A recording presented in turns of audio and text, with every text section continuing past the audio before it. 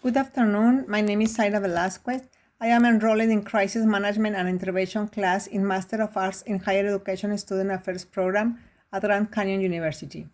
As a student affairs professional, it is important to be prepared to face conflict and have mitigation strategies, as well as know that all academic institutions are regulated by rules, protocols, and laws based on their mission and vision.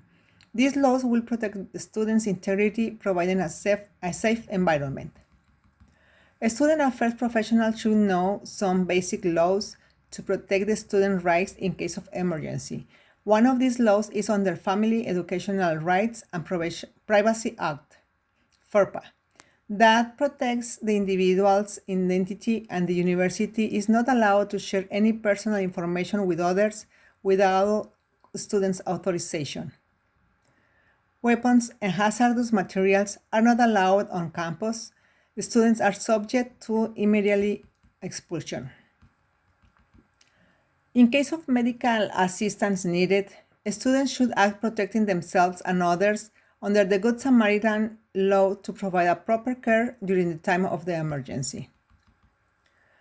Title IX prohibits discrimination, including any form of harassment and/or retaliation on the basis of age, disability, nation, origin, race, color, religion, sex, pregnancy, veteran status, or any other classification protected by applicable law. Sex-based harassment, which encompasses sexual assault and other forms of sexual violence. Different types of crises can occur on the day-to-day activities university.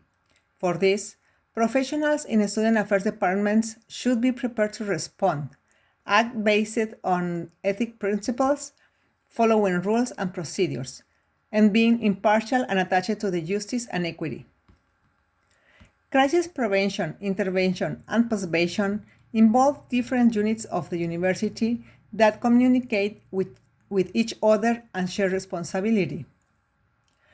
Coordination of service involves a number of steps that include assessing the situation with a particular attention to the nature and extent of the crisis, identifying persons who may need support, determining who will provide direct and indirect services, informing appropriate individuals of offices of the situations, following up for individuals and offices about what action they will take, following up the assess to the impact of interventions, determining whether or not action is necessary.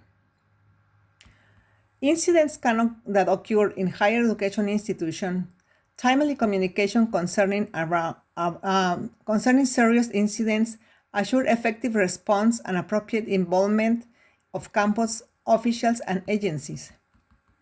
After an event, specific follow-up should be done with law enforcement, mental health facilities, emergency rooms, and other involved agencies to ensuring that counseling center services are included in post-crisis care when appropriate. In any crisis, student affairs professional must show professionalism following the protocols and procedures which includes keeping the student and case information confidential, protecting the student's rights established by FERPA, cooperating with the investigation, providing all information that could help without allowing a friendship relation to influence the process. The local community, as well as a whole country, could be affected for an individual or group event or crisis. Associations of International Educators, NAFSA, has created a checklist to identify key considerations and actions in items specific to the parameters of the crisis that could have been global repercussions.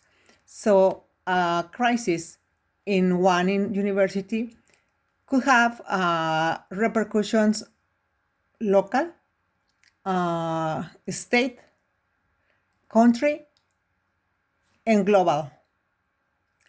Thank you.